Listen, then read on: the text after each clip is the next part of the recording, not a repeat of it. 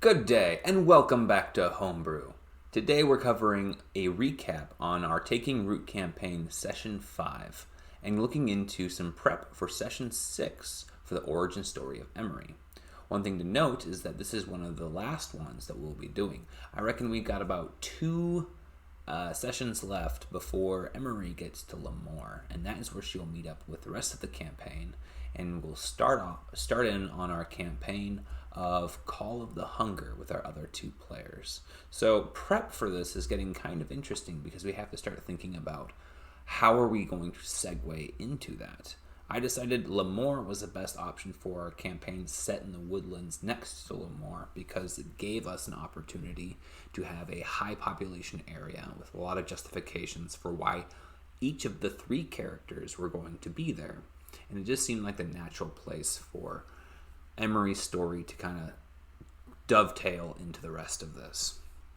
But we'll continue off here with Session 5 recap, as I mentioned before. Last time you guys were watching us play, Emery took on the Hounds of Reclamation, and I thought that went really well. She ended up deciding to hedge her bets, accept the fact that she wasn't going to be able to defeat all of the enemies on site, and get off with a small amount of gold rather than going for the big pot, so to speak, which worked out pretty great for us.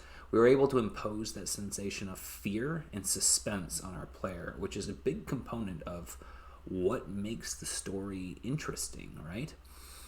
They are also able to be nearby for when the Iron Cathedral and the Vigor Mortis actually arrested those people, so that was kind of interesting too. Additionally, we ended up having some nice character progression with being able to ask about what she could do in order to, how the souls work and be able to make homes for them, and as far as her magic goes, but then also what her brother's going to need. So, moving from there, other things that happened in Session 5, I didn't actually consider the weapon that we made, those iron poker sticks that can snatch up ghosts, to be considered loot for the player. So when the player started to think about that, I thought that was awesome. She ended up not doing it, but afterwards she asked me, hey, could I have grabbed that? And I was like, you know what? That would have been awesome. I would have made up stats between game sessions and then handed it off to you, not thinking that, she's a staff wielder, so that would have been perfect in those eyes. But there was a little bit of that sensation of, I don't know if this thing's cursed, right? Which really is a lot of the feel that we want with this gritty sort of campaign, is that not everything that glitters is gold, and not everything golden is something that you want to be touching, right? So I thought that went really well. We ended up improvising some background story on Keela, the leader of the Hounds of Reclamation in that area, and that played off really well as our character investigated that cabin. So I'm glad that we decided to make a bit of a cabin on the map, and really give our character something that could engage with them despite not having combat. Remember, in a duet, there's a lot less combat, specifically because of how quickly things can get out of hand when you have just the one character. So I think that all went pretty well. Our character made off with some money, and they're on to the next stage of their journey. They're able to still pay off and have some money and change to be able to figure out some more information on Ephemeria, which can play a bigger role into the next campaign. Remember, the whole time we're making this, it's not to have an open-shut campaign. This is all background story for our character, and is giving them a lot of side quest options as they roll into everything that's going to be going on with these other players. So we're looking to start off our next campaign about June 13th, which gives us room for 2 to 3 sessions before we would play. I reckon this is going to be 2, so I just give myself that third week as a buffer just in case something goes sideways. So what are we going to be doing here in Session 6? As we discussed before, I really kind of thought that if we take a look at the map actually here, our player is going to be getting on a boat and sailing from Holdenford to Lemoore, okay? And so if you're looking at this map, I'll zoom way in here for us.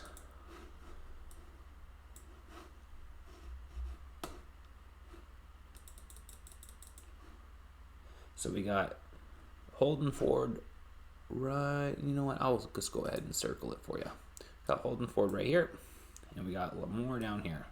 So what they're going to do is they're going to take the Fulcrum Stream over to the Crystal Tarn right here, and then take the Crystal Tarn, which is basically a giant lake or a sea. They're going to follow that down. They're going to meet up with the White Flow River there. They're going to take about a 2-day walk to get the rest of the way. And so that's what we're about looking for.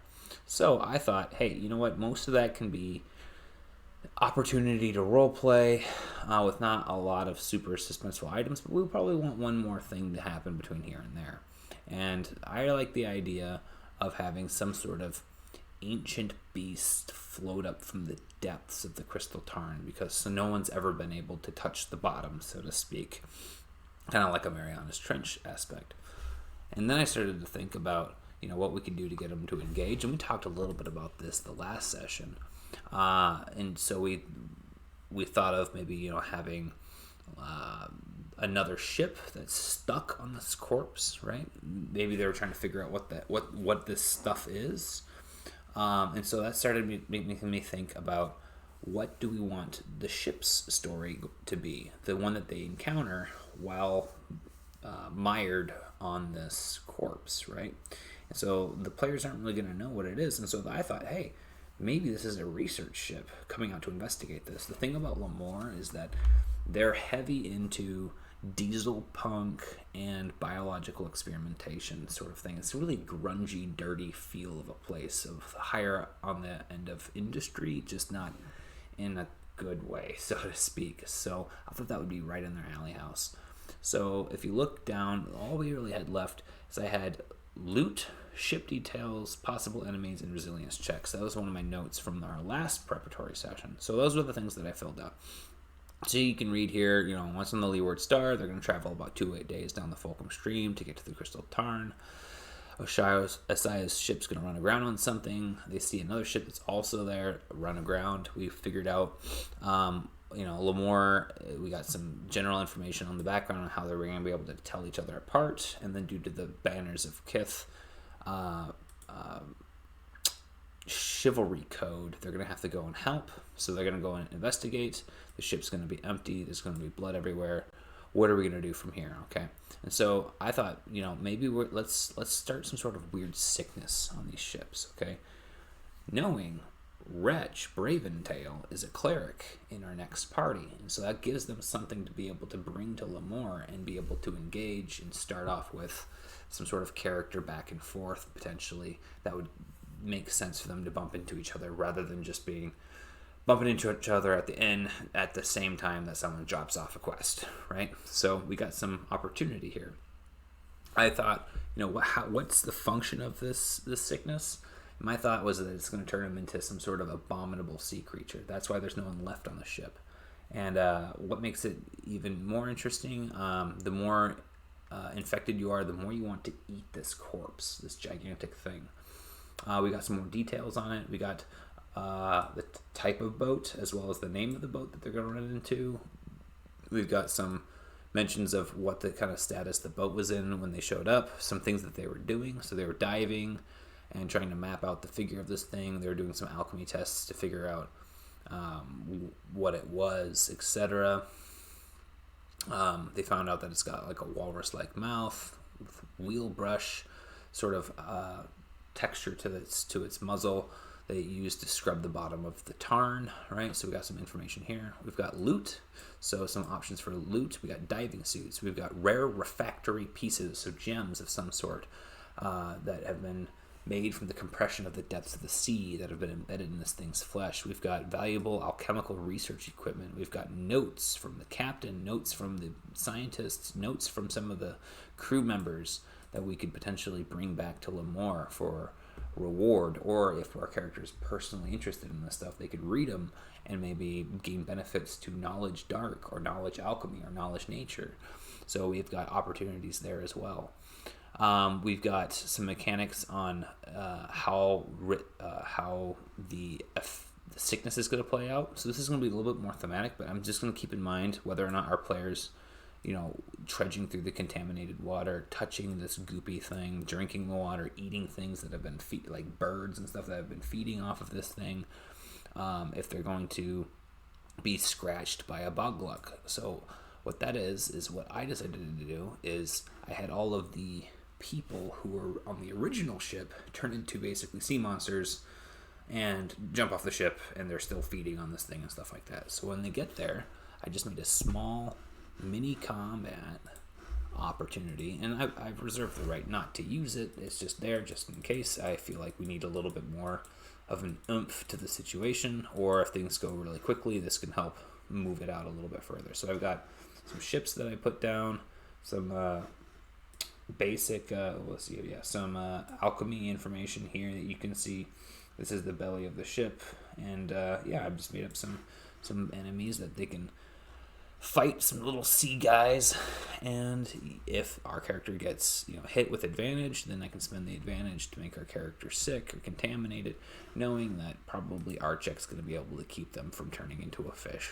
But not the rest of these crew members, right? I'm assuming that we're gonna have Osaya really lay on the grease, so to speak, the elbow grease, and like the charm, trying to plead for our player character Emery to go and get help once they get to Lemoore. Maybe the characters can't, the NPCs can't get all the way to Lemoore, so we've got options there as well. And then once again, we've got the Boglook stats that we put into here with Archex, as well as Archex minion. So we have everything that we need there, as well as, that's about all we need. I don't think that our character's going to be able to explore the entirety of this, as well as get ready to embark from Holdenford all in one session. So if need be, some of this stuff will carry over into our second session, and then we'll be able to use the majority of the second session to get our character into Lemoore, and then that is where we'll pick up with the next campaign. So I think that's pretty much it. I want to thank you guys for stopping in and taking a look at how we make this stuff, what's going on behind the scenes from session 5 to session 6, and I'll be seeing you guys here coming up in our next campaign session. Thank you.